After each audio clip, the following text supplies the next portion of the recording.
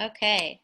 Welcome everybody. My name is Laura Wisely and I'm going to be your moderator tonight along with Terry Marcus, who will be running our chat box and questions, and Brian Vivret, who will be working on our audio and our pictures. Before I tell you who we are and why we are doing this, let me just preface by telling you who we are not. We are not historians. We are not politicians. We are not even from Maryland originally. I grew up in West Virginia, and Brian and Terry are both from California. However, what we are three community members who chose to buy a house along the Route 1 corridor and raise our families here. We are all active in our community in various ways, mostly focused around our kiddos, but we came together because we feel Route 1 needs a little love. We have a great amount of respect for Route 1 and all the stories of those who have lived here, including the good, the bad, and the ugly. So we want to bring some community experts in to see if they provide us with information that is new or inspiring for us to reflect on how we relate as a community to Route 1. So to disclose, while we may be, the three of us do live in the Elkridge part of Route 1, and we may be a bit Elkridge centric in our talks at times, we do want to focus on all of Howard County's Route 1. So for those of you who may have joined in, feel free to bring up points about the southern part of Route 1, and hopefully in our discussions in our future series, we will be bringing more and more of that into our talks. So since we are all on lockdown during this pandemic, having public discussions aren't possible. So we thought about doing this virtual series. We want this series to provide education for ourselves and to you, our neighbors, about Route 1. With each session, we will bring 2 to 3 panelists with expertise in the subject matter. Tonight, our first session, we want to take a look back at the history of Route 1. In session 2, we plan to go over the past efforts of community planning and revitalization of Route 1. And then we want to plan to look at future opportunities and expected challenges in our third session. So we hope you continue to tune in. We want this to be informal, and we hope to encourage discussion. One of our motivators for doing something like this is because we have met so many amazing people in the community who have wonderful ideas, passions, and thoughts about how they envision their neighborhood. We hope to connect and we hope to listen. With that said, we are not professional podcasters, so we hope we don't have too many glitches, and we appreciate your patience as we experiment with this idea of community connecting during this time. So please follow a few rules to help ensure a smooth evening. For the presenters, feel free to leave your mics on or just when you are presenting. For those in the audience, thank you so much for tuning in, and please mute your mics or phones now. Hold on. Just lost my rules. And we would love to see you on video, but it is optional. Our panelists will each speak tonight, and then we will open up for questions and discussion. For now, we will keep questions to the chat box. We will come back to those at the end. Please keep the sidebar chat on topic. The presentation may be recorded for later viewing. We know that there may be very diverse opinions and thoughts about Route 1, and we will agree as an audience and as moderators to be respectful and civil. We are always willing to chat more offline. Uh-oh. Sorry about that.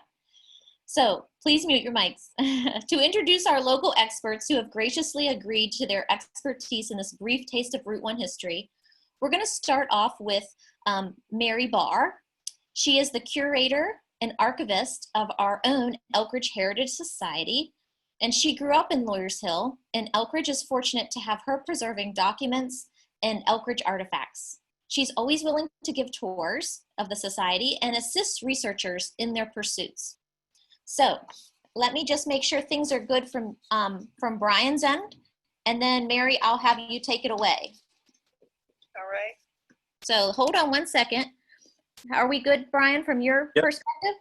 We're set. Okay, let's just do a test. Can you hear Mary? Yes. Okay, and can you all hear Mary? Go ahead, Marion. Give me a Yes. test. Thanks, Laura.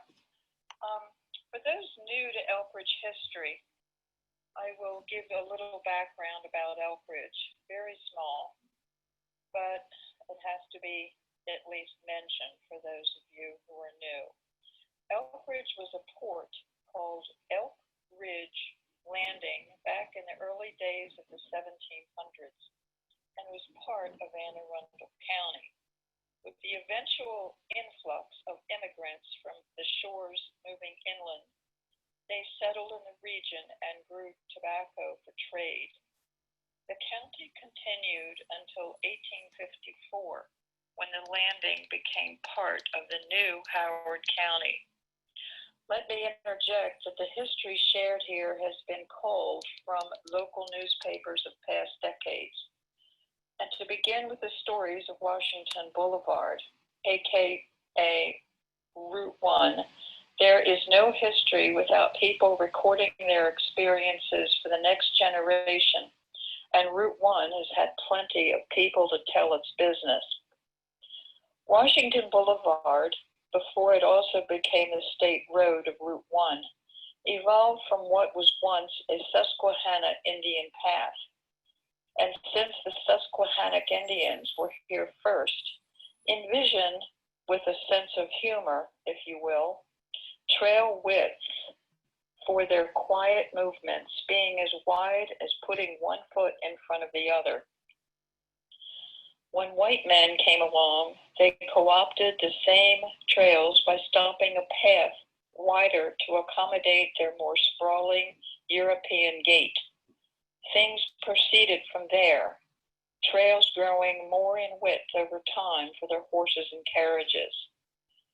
By 1741, the first section was a muddy dirt path 20 feet wide, connecting Baltimore with the port at Elkridge Landing.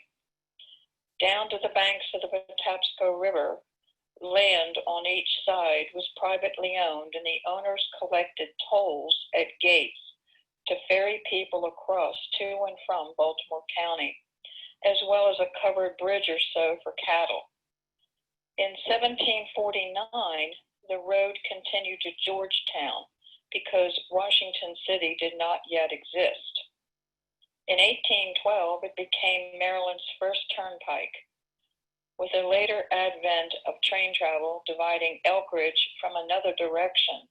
Distance traveling by road lessened between Baltimore and Washington, and the toll gate owners lost money. Although the highway, once called America's Main Street, still extends 3,000 miles from Maine to Florida, for our interest, the part of Route 1/Washington Boulevard is the more local swath that cuts through Elkridge. Route 1 was always the state's #1 problem road. Take, for instance, its maintenance. From dirt and gravel roads, materials used for better surfaces and endurance improved gradually. Crushed oyster and clam shells were used on side streets. Then macadam from the 19th century was invented by a Scotsman named Tar McAdam. This was a process of taking ground stone and dust and applying it under high pressure, creating a superior surface unlike what it replaced. Washington Boulevard was fully macadamized by 1915 at a price of $20,000 per mile. 3 years later, it was impassable because World War I had led to heavy artillery military traffic, and solid-tired army trucks crushed the pavement like pottery. After that, concrete and later tar and asphalt became standard. For one or many reasons, Route 1 has maintained a somewhat dubious image for many and has been called a lot of names. In the 1920s and 30s, it was known as Hot Dog Highway for the many hot dog stands. In 1939, the Washington Times-Herald called it the most heavily traveled and deadliest stretch of road in the world. and drivers called it Bloody Mary for the colorful deaths littering it. In 1940, the Sun punned that it was the Broadway of Maryland's showy roadways. And by 1947, the State Highway Commission dubbed it the hardening of the traffic arteries. It also became the king of the roads for its freewheeling fisher of funk. Life magazine called it the supreme honky-tonk of all time. And David and John Dudley wrote in the 1992 city paper that with 39 billboards per mile, it had become a flying circus. Its so-called progress has denied much of the rural life, and as H.L. Mencken, who loved woods and meadows, warned years ago, the man who builds a highway through this lovely valley should be everlastingly damned. His opinion didn't stand the test of time, but we may never know the outcome of his oracle of hellfire. However, in 1933, after Mencken drank the first legal post-prohibition glass of beer in Baltimore, the speakeasies hidden in the trees beside Route 1, selling their own brew, leaped forward and became flamboyant saloons. So with the advent of the car, mom and pop businesses, low in aesthetics, sprang up and traded in tacky to customers who liked it. Gas stations, auto shops, junkyards, cheap motels catering to travelers or for short rendezvous still abound. And here you should see the motel of Tip Top Motel as an example. The corridor is not planned or green or manicured. Diversity and sloppiness are tolerated. The business of this boulevard is business, legal or otherwise, writes Steve Kelly in the 1989 Howard County Times. Despite all that, interesting history still occurs in the life of Route 1 as a stage platform in Elkridge.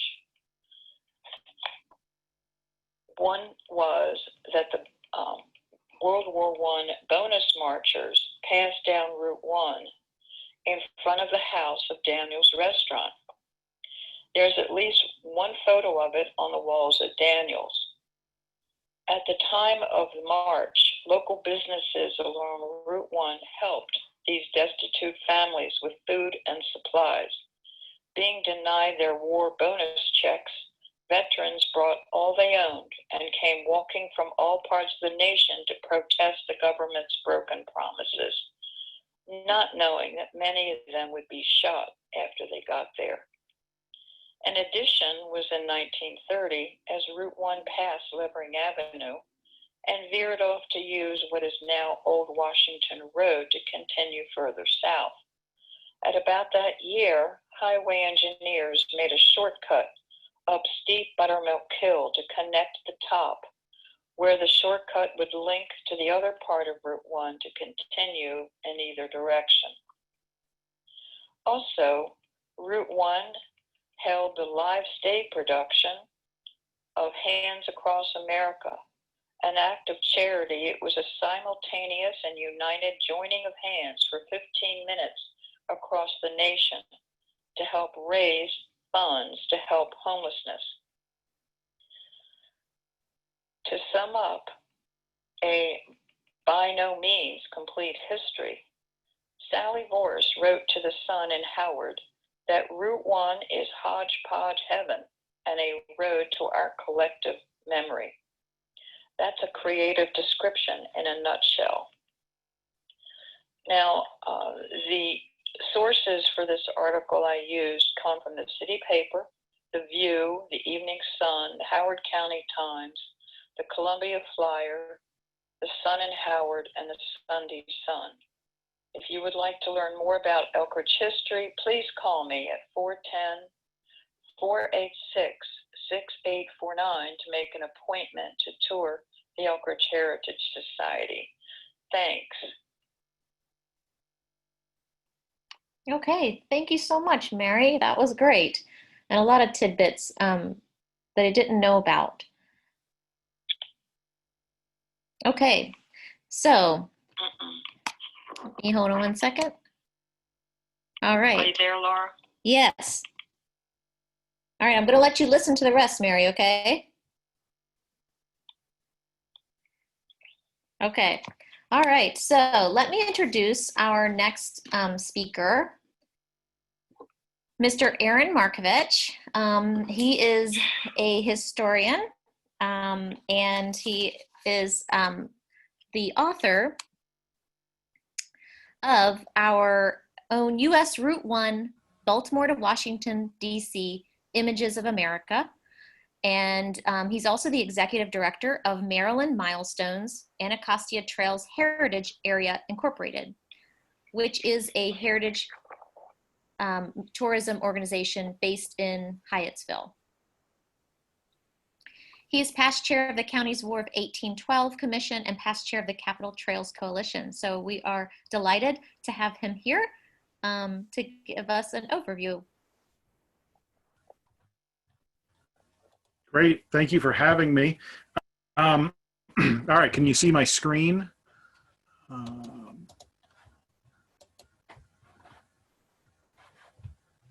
Yeah, give me a thumbs up that we're okay on the screen. Thank you. Yeah. All right. Well, I'm not going to try to step too hard on Mary's toes. She gave a great thing. Mary was a spectacular help during the writing of this book, and I loved her statement of hodgepodge heaven, and that's definitely what Route 1 is all about. to hearken back to Laura's comment about sort of the where do we go from here statement. The question really comes to this question of why does Route 1 look the way it does? And that's really the question that got to the heart of why I chose to do the book in the first place. So we're based in Hyattsville, the organization, and our organization covers the region of Route 1 from Mount Rainier at the DC line to Laurel.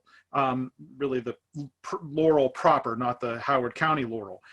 And we covered that region, and I said, why is nobody telling this story about Route 1? And additionally, we actually lost a little tavern that was torn down in College Park.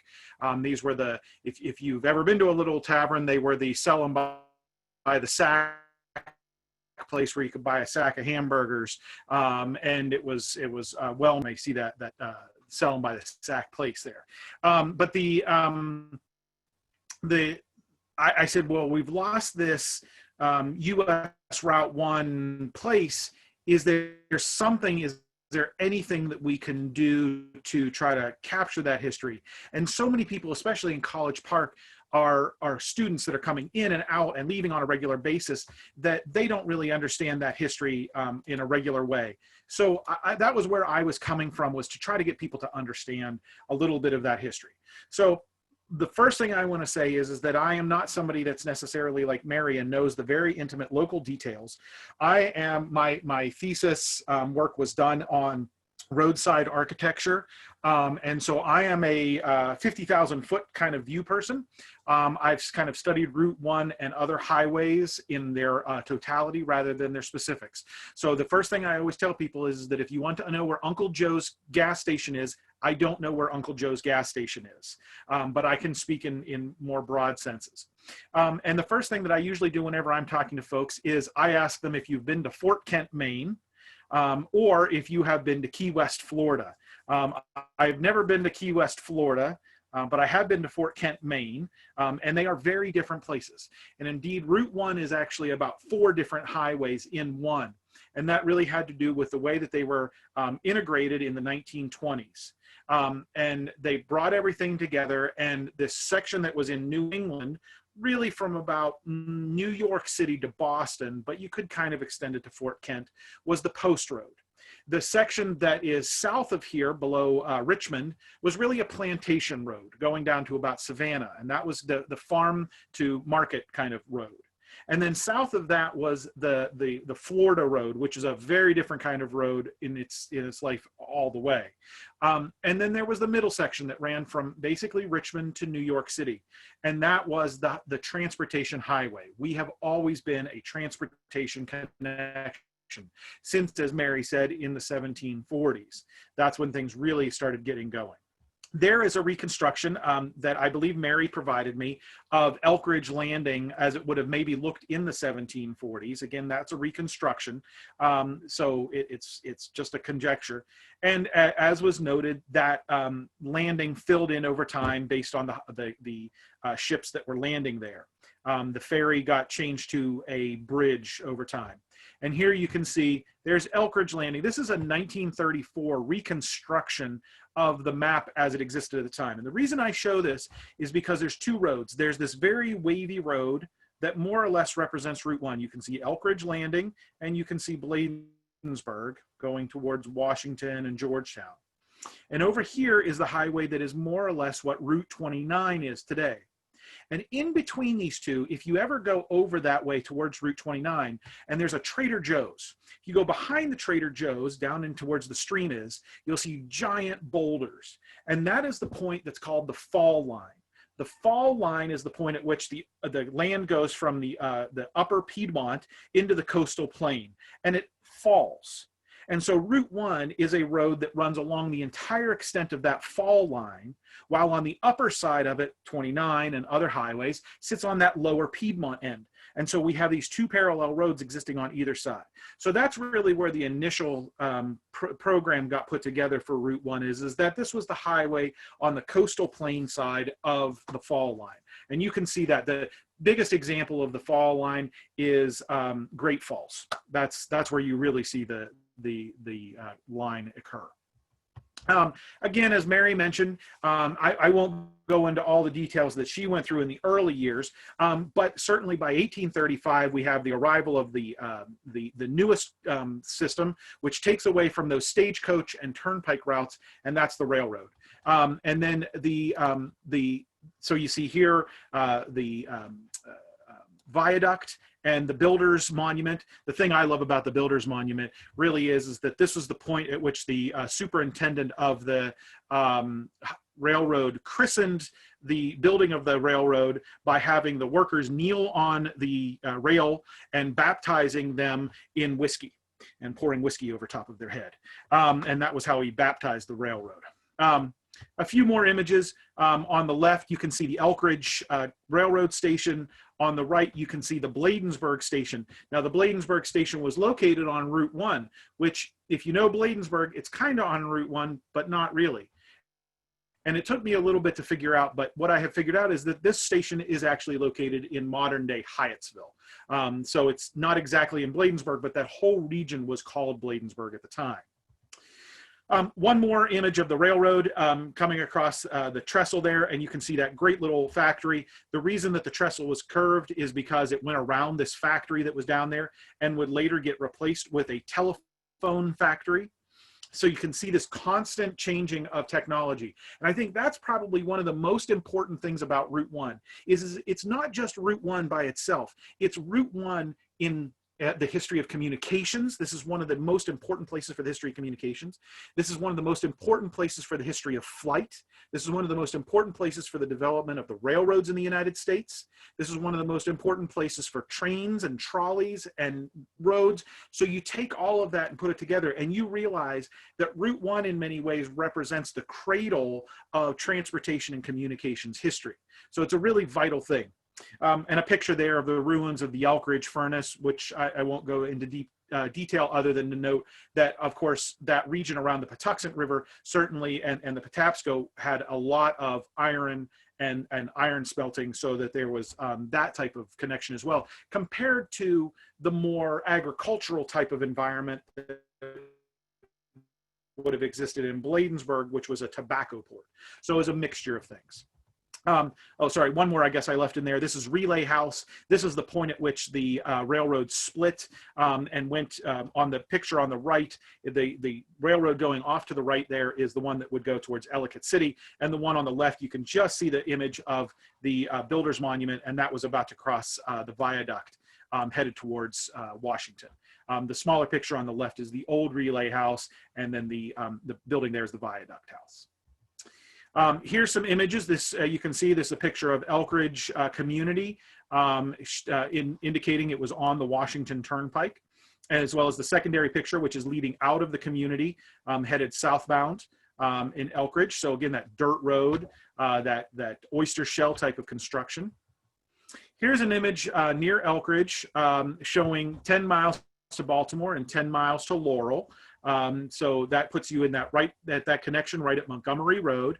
And Montgomery Road was pointing its way off towards Ellicott City, and then again 10 miles to National Pike. So Elkridge in many ways sat at this intersection of Baltimore, Laurel, and the National Pike in Ellicott City. So it really formed a big intersection in many ways. The same way that Bladensburg would function as well, as a big intersection right outside of DC.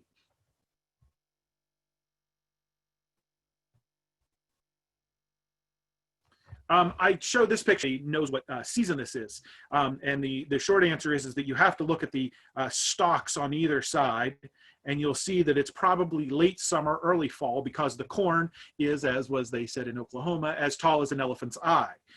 So the corn has well grown up, so that puts you at the right time. The other way that you know that about the time that this is because of these large piles of what we can assume to be oyster shells. And the State Highway organization at the time, which wasn't quite the State Highways Administration, would come out and dump these every fall, so that they would sit there over the winter whenever the road would get massively rutted, and they could come back in the spring and push them back onto the road and create a new surface. So they would dump these usually in fall period. But I also find that this is really important. And I apologize if I break up. I'm calling in from New Hampshire, so hopefully I'm sticking with you. The other thing that we really notice are these telephone poles. The telephone poles there, which at this point, the telephone came first before power. So the power lines are at the bottom and the telephone lines are at the top. And so they would have had to climb over top of the power lines to get to the telephone wires. Of course, that changed rapidly. But the reason I point this out is it's very important to note that Route 1 has always had this mass of information lines and power lines along its side since the very beginning. So it's not something that is new or different, but we've always been fighting this. This is located at University of Maryland. The building in the background here is Rossboro Tavern, still located on the college campus. Here's the image. It took us a little while to figure out, but basically we are standing right where Route 32 goes above our head and looking off, and this building here still exists. You can see the 5 windows. Those still exist. And then, of course, these great billboards, which Mary referenced, the amount of billboards that were along the highway.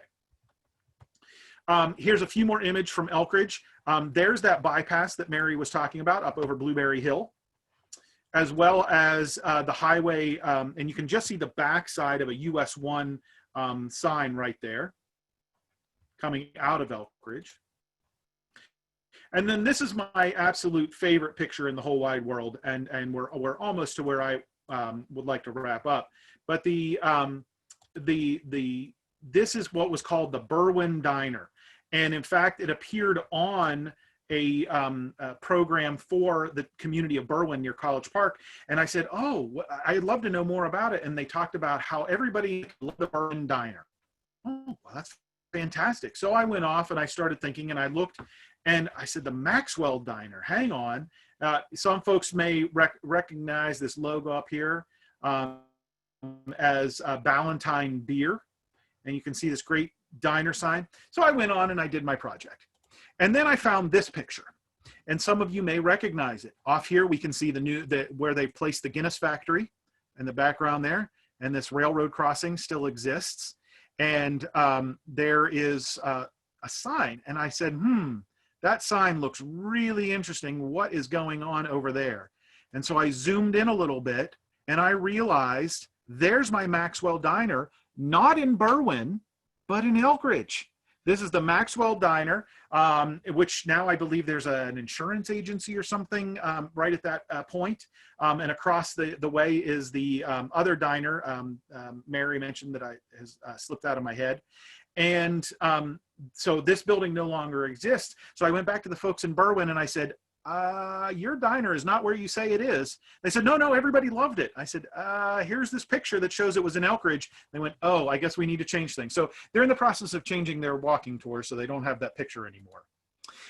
We can't talk about Route 1 without talking about the fact that it was a segregated highway, as many highways south, well, in the United States generally, but certainly in the southern part of the United States. If you have not read up on the Negro Motorist Green Book, the Green Book is a major resource. There aren't as many places noted on Route 1 because you did actually have to buy into the book, but there is a great project out of State Highways Administration that is looking to find as many of these segregated facilities as they can. You can see here this image on the right called Green Meadows it was listed for colored only. That was how it was listed. And so there were indeed segregated facilities. And in fact, if you go to the National Museum of American History, they have a cabin from Muirkirk near Beltsville located there that was a segregated cabin still on display in their Hall of Transportation.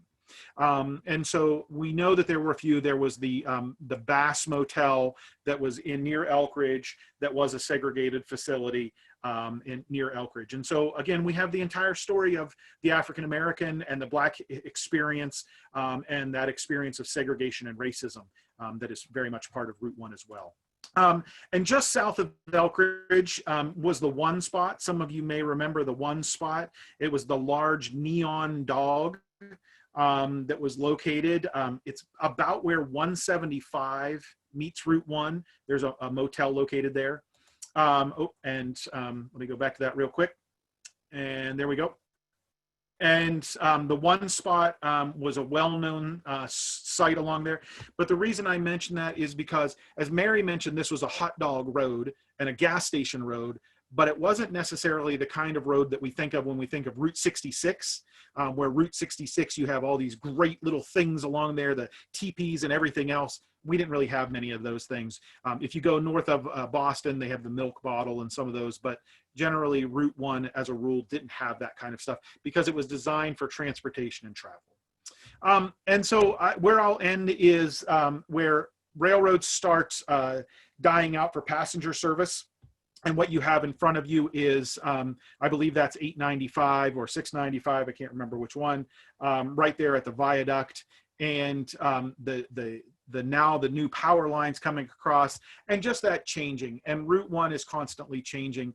And as Mary mentioned, it became a very bloody highway, a lot of accidents, and almost from the day one, Maryland Highways Administration didn't want to have anything to do with the highway. They didn't want to maintain it. They wanted the communities and the counties to maintain it.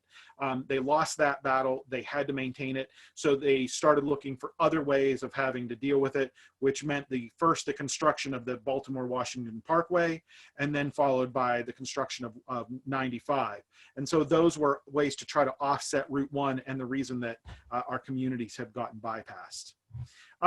So as we look towards the future of Route 1, I think one of the biggest questions I have in my head is, how do we preserve some of the legacies of Route 1? How do we keep some of the things that we have that we might be losing? How do we recognize that honky tonk, that hodgepodge, that funkiness? Is there a way to do that while also recognizing that we want Route 1 to be a more functional highway, a more functional forward-looking place? So think about that as you make your considerations and your discussions on into the future. I have placed my information into the the chat here. So if you have any questions, you can find my email. Please, oh, thanks, Drew, you mentioned it was $8.95. I appreciate that. So please, definitely let me know if you've got questions. And I guess I've got to do my job and say, the book is for sale if you need it. So I think that's all from me, Laura, and I will turn it back. Okay. We do have some disappointing news that we were really hoping that Chef Dan Wecker could join us, but now he is unable. However, though, and maybe in the future, maybe he will agree to a future session if people do want that. He's well beloved and known for being the chef and owner of our Elkridge Furnace Inn. but many people might not know that he's actually a historian too, and he's very interesting to listen to, so we are remiss that he is not able to be here tonight. However, though, let's see. I'm going to turn it over to Terry to see if there's any questions coming through.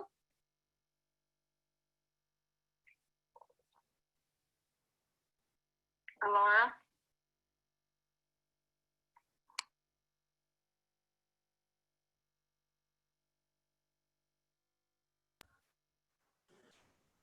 You might be muted, Terry. For a moment.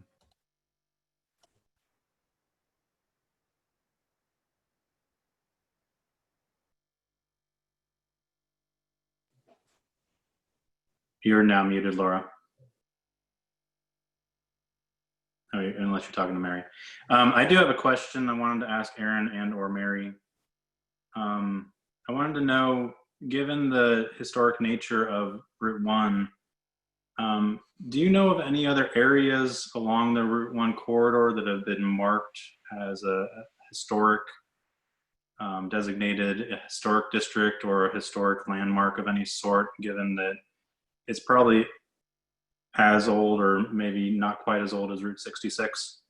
You know, there's a lot of interesting history there, obviously, all up and down the eastern corridor. So are you aware of any spots, any attempts at that? There's an historic marker right at the beginning of entering Elkridge, right near the Patapsco River. There is an historic marker, and there are several historic markers out. How would I put it? Off of Route 1 in various neighborhoods. You have various historic markers around designating, certain sites. I'm sure there's several in the park, Patapsco State Park, and there's one going up Lawyers Hill, and just to name a few. So yes, there are historic markers, but further beyond Elkridge, I'm not sure about without looking at my files. And I will follow that up and say, obviously, our particular region, Anacostia Trails Heritage Area, is a region that is a designated historic area. So that sort of follows. And you all have Patapsco Heritage Greenway, and check in with Lindsay and some of that area. I don't know exactly where their boundaries fall entirely, so I can't speak for her. But in terms of the broader scope of it and other areas, there's a section in Virginia that has had some designation to it. There is parts in particularly the New England section, the Kings Highway or the Post Road, that have more designation to them. There was a conversation that I had with Maryland Highways about getting this part of Route 1 not designated a scenic byway, because that seems like a bit of a stretch, but a historic highway. And so there is a way to get it designated that way, but it didn't really move terribly far. And it depends on the kind of the outlook on it. I think the thing to do is, if I'm attacking this thing, I've actually had the dream of having a Route 1 museum, much as they've had a Route 40 museum created. And if anybody has, $2-3 million just laying around in an interest-bearing account that they'd like to pass along, just keep me posted. But the idea of getting some of that stuff together, and so we can celebrate Route 1. But Route 1 itself has not had a huge amount of love, especially compared to Route 40 and Route 66, sort of those long transatlantic types of highways. Route 1 in many ways is longer, but I think it really comes back to that idea that we have 4 or maybe even 5 different roads as one thing. So from that larger perspective, no. Right. Correct. And Aaron, that you mentioned the hill going up to Montgomery Road that connects or bypasses the old Washington Road. It's called Buttermilk, not Blueberry. I just thought I'd let you know. Oh, buttermilk. There you go. It was a B sound, and it had something to do with pancakes, I was sure. Route 1 does not have a song to it like Route 66, Mhm. but maybe that would be a good Getting your kicks on Route 1. to do. Mhm. Yep, to somebody write needs to about rhyme. Route 1. Mhm. That'd be the new. Have your fun on Route 1.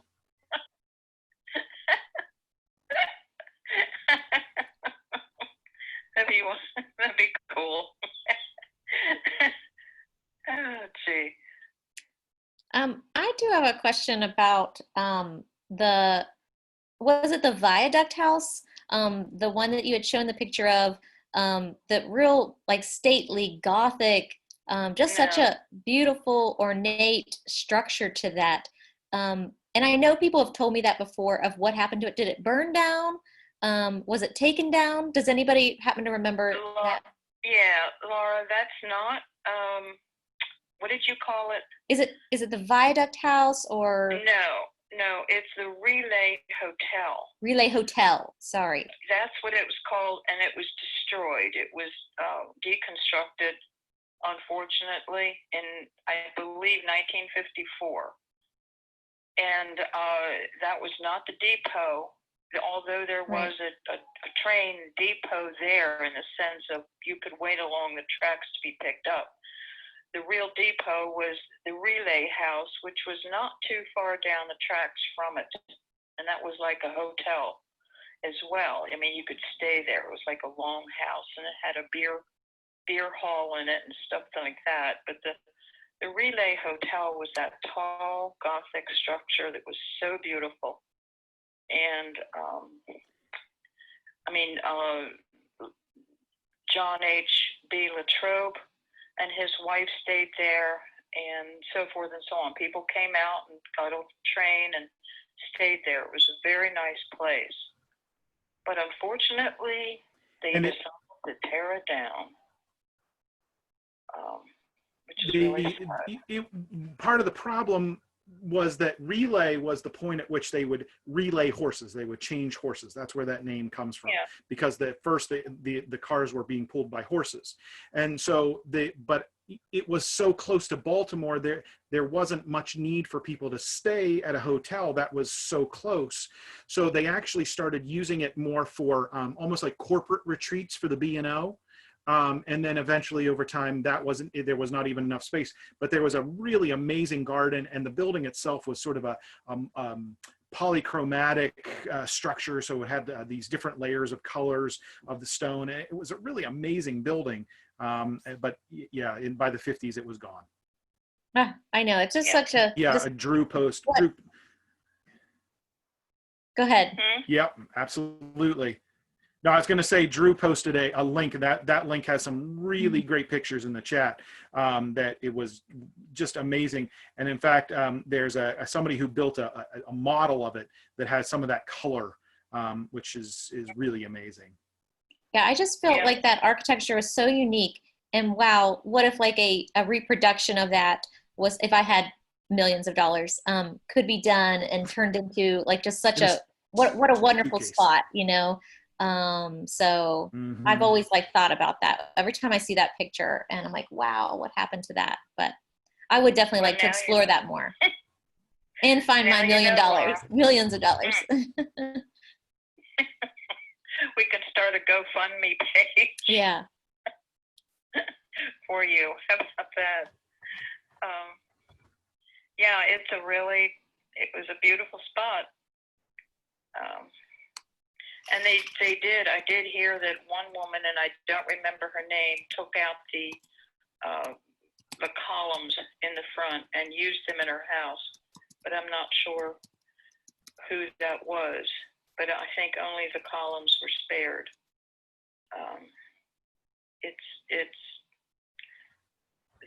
Another interesting point is, and a sad part of history, is that above all that, in the Civil War, they blasted out the rock for Fort Dix to be up there, the Union soldiers to guard, to look over and guard the viaduct.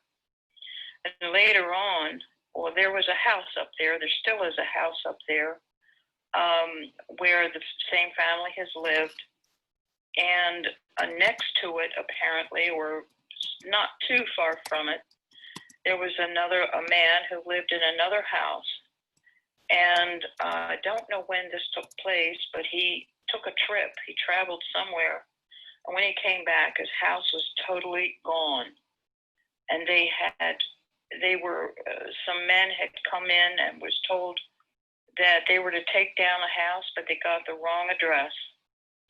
And when the man came back from his trip, it was totally gone. Can you imagine? So a lot of things have happened, and a lot of history, and goodness knows what they did with the man's furniture or anything else he left behind. But, workmen were not too swift, I guess. And things weren't saved many times. But, life happens, history happens. Yeah, there's relay. Laura, there was a question that I saw pop up in here, and I'm not sure exactly where I saw it. And it's asked about which buildings would we want to keep in their communities. Oh, there it is. So Brent, it said has a lot of purposeful neglect to spur redevelopment as opposed to purposeful restoration. What properties would the listeners want to keep in their communities? And I wanted to answer that kind of because we were talking about the hotel and what's there. I actually would love to see, oh, sorry, I turned off my video to save a little bandwidth. I'll turn that back on. I would actually like to see a little bit of effort put into a few of the motels along the way. We know that there's the motel just outside of Laurel where actually some of the 9/11 attackers had stayed. And in the context of a lot of the conversations that are going on right now, I don't know if that qualifies it as a site that is worthy of preservation. Why should we preserve things that are in that type of vein? But from the standpoint of its architecture, there aren't as many motels left. Certainly College Park has lost all of them. I try anytime I can to talk with people about getting the funkiness back a little bit. We have so many different arts groups along the way, but can we bring more neon back to the route somehow? Where can we bring in aspects, even in new developments? How can these new developments utilize that funkiness of Route 1? And I think that's the one thing I would see. I think Laurel retains a fair bit of the materials, and there are some great little spots, but nobody even knows where the one spot was. Let's get at least some signage along there. Nobody knows where a few of these places are, so at least some signage and some attempt at neon. And then maybe there's some ways to doing it, but I think it has been pretty decimated thus far. I saw somebody pop along here that something about Main Street should be preserved. I agree that Elkridge Main Street is one of the few places that still retains something of it. But wouldn't it have been fantastic if we could get Guinness to put up a giant neon sign of like the toucan or whatever pouring in the beer, something really cool and funky. But it's a bit of a thing. So that was the one thing I wanted to mention. Yeah, that's a good point. It's a really good creative idea. But don't forget, the motels still exist in Elkridge on Route 1, and particularly the ones that I can see are around Montgomery Road. The only problem is they're still owned and they're still in operation. And it would be hard to, I don't know how you would approach the owners and say, put up some neon signs or whatever, how to make them, stand out more than what they are. They're kind of, low key for a reason, I believe. Not only just old and deteriorating, but I think they want to keep these places low key. The only problem I see with it is really the human trafficking that goes on inside these places. And there's a lot of it going on that even in Marriott, which is a higher class of hotel, motel, there are human traffickers, and that's a problem. Prostitution is also somewhat of a problem. A friend of mine wanted to get a motel room just for a small amount of time, maybe overnight while he was in town. And the motel owner asked him if he wanted a prostitute and that he could get a girl in for X amount of money for him. And so I think they want to keep really low key about that. So, I like your idea of neon. I think it's great.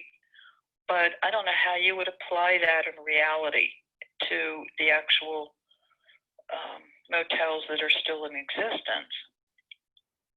But I think that's still a great idea. I mean, what are your thoughts on that? I'm thinking more in the terms of redevelopment, as new places get redeveloped. The old ones, I don't know how much you can do there, and that are in business. It's going to be hard for them to keep on going in today's society. Hey, Mary. The only upside actually with coronavirus is that a lot of people are looking for the hotels that have the doors to the outside. Mary, I have a question, because you guys sit on kind of a little gold mine of history in Elkridge. The Brumbaugh House is obviously, something that draws some attention, and I didn't know if you had a little bit of something to share about its history or its participation in kind of the history. The Brumbaugh House? Yeah.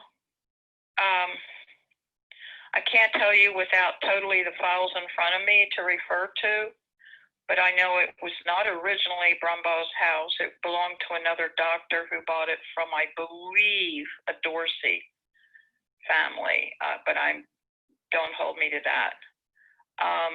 It was occupied by another doctor, and then there was a doctor across the street who died, and Dr. Brumbaugh came from Denton, Maryland, and helped him out.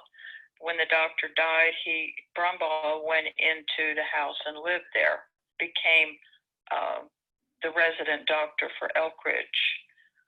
There were several doctors in Elkridge. He's not the only one who actually visited people in their homes. The house itself, I believe, is dated the late 1890 something. Again, without the files in front of me, I can't be accurate. It's kind of added on to a hodgepodge on the inside. Different rooms have been added on by the doctor, including his office. And it needs repair right now. We're working on it to repair it and, keeping it up. But it's a very interesting place, and Brumbaugh served the people very well. They loved him. They knew him. Everybody went to him, including me, although he scared me to death, as all pediatricians did. But he was a good doctor for the time that he served. And he also was a pediatrician as well as a general doctor. And he delivered many, many babies in Elkridge. Interestingly enough, he took care of African Americans, and he visited their homes and took care of the sick because they were not allowed to go to St. Agnes Hospital. He delivered babies, I believe, believe at Provident Hospital, but again, I'm not sure of that name. But he went to their homes and he took care of them.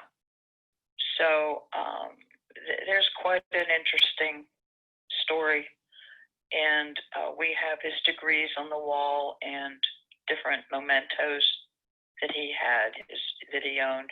He was a World War I vet, and so we have his medals. And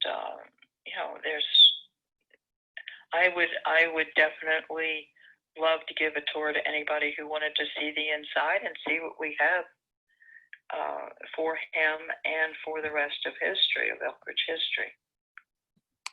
I definitely enjoyed my time going through the house and seeing the other artifacts and things that are from that Sure. local area, so it wasn't just, you have a great collection there.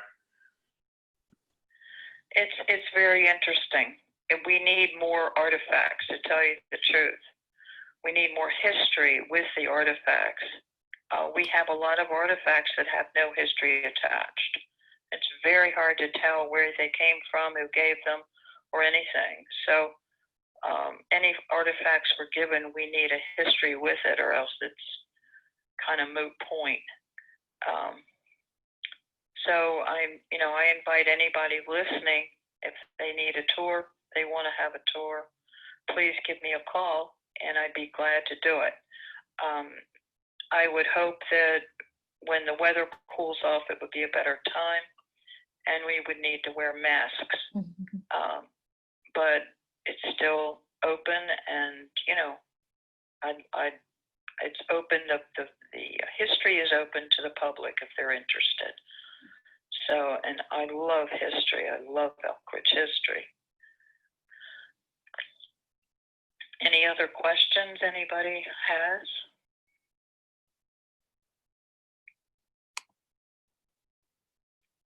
Let's see. Comments?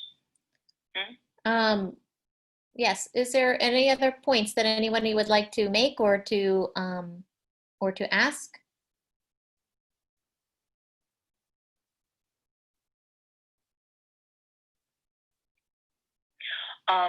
I don't know. I do have one thing for everybody.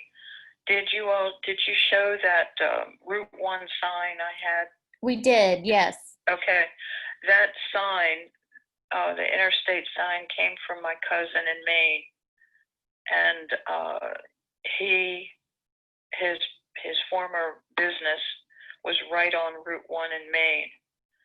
And so that kind of ties in that 3,000 mile thing.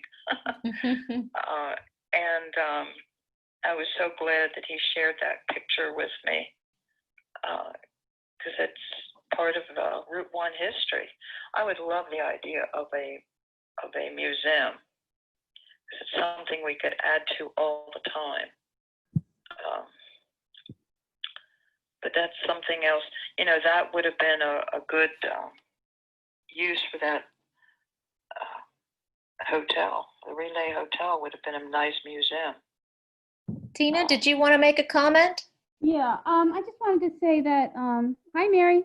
Hi, Tina. We had the Elkridge Heritage Society had a presentation. I mentioned it in the chat.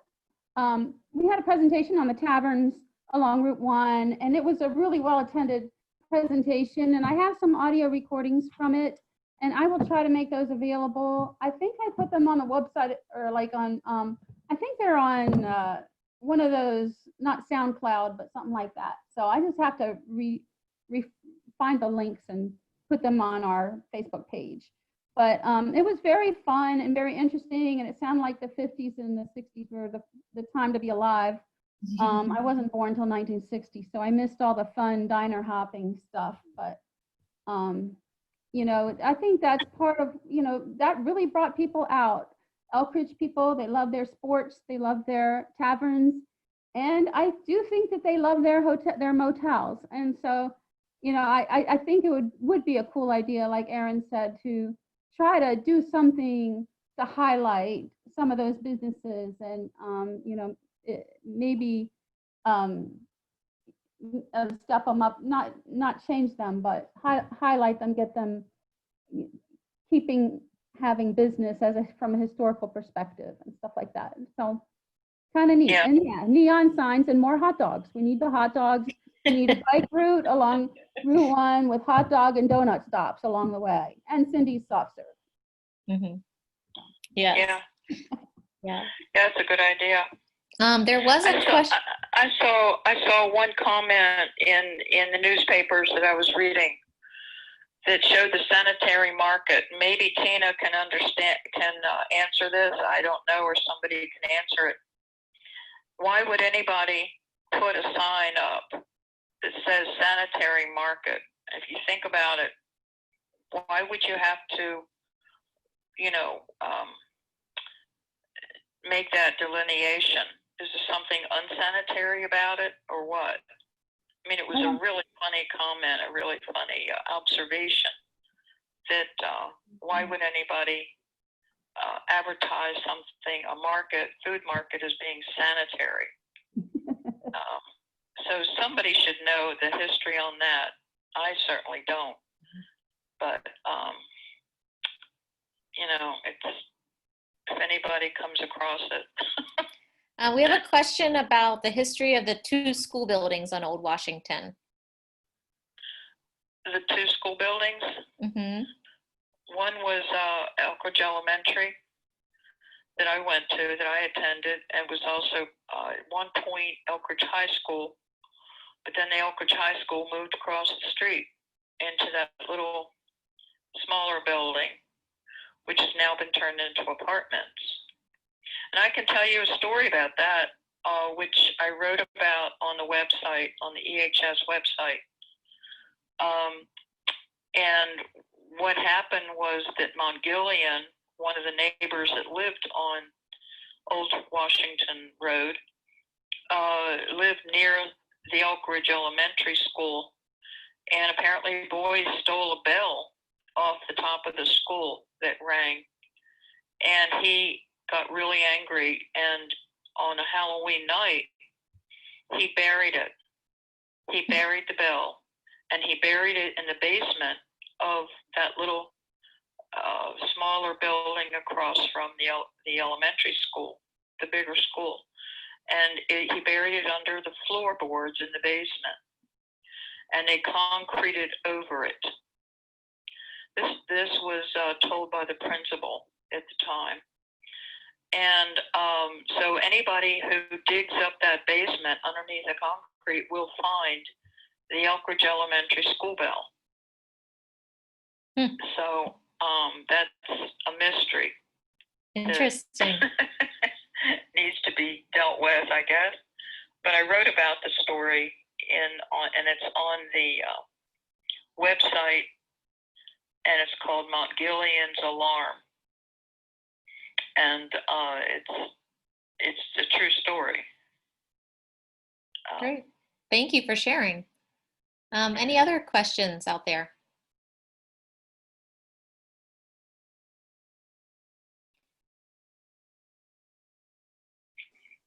This has been fascinating. We really appreciate Mary and Erin's time. So Definitely. And it's so great to know that we have locals, who know so much and appreciate so much. And thank you to all of you who tuned in, because obviously then you care about it too. And that's the whole point. So it's great to share that with you.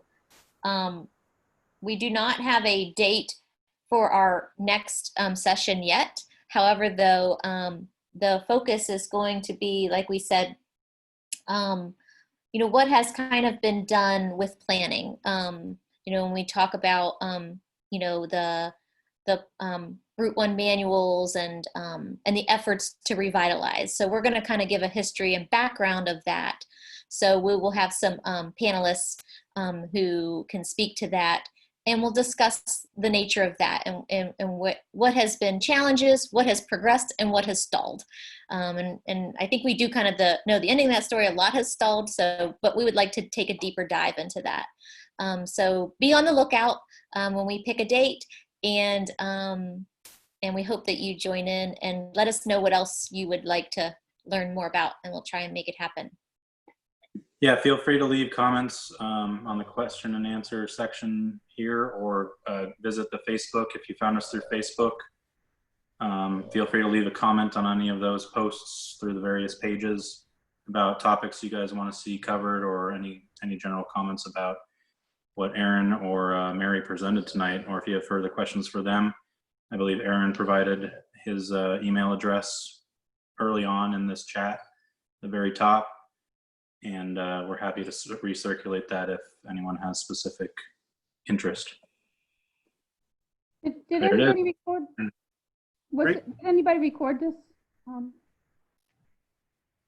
Yep, this is recorded and we'll be posting it hopefully for replay. We'll just figure out how to best do that. Okay. Thank you. I recorded the audio, but then my dogs went nuts. We got to deliver. That happens. I have my dog snoring here in the background too. So. Just audio, though. So, thank you. I'm sorry, where will it be posted? We'll make an announcement on the various groups. We're not sure just yet how to do that. Okay. Okay. It'll be We'll posted. figure that out. Is it But feel free to video- contact us if you have specific questions. Is it video or audio? It'll be both. Okay. Wow. I do want to just make one more shameless plug, because I'm so grateful for our speakers. Buy Aaron's book, and please join the Elkridge Heritage Society. And once this pandemic's over, take a tour of the Elkridge of the Brumbaugh House and see what we have there. So Sure. thank you guys so Absolutely. much. You're really appreciated. Thank you. Thanks, everyone. Thank Great. All Great right, job. Great evening. I'm gonna sign off here. Thanks again. Thank you. Okay, thank you.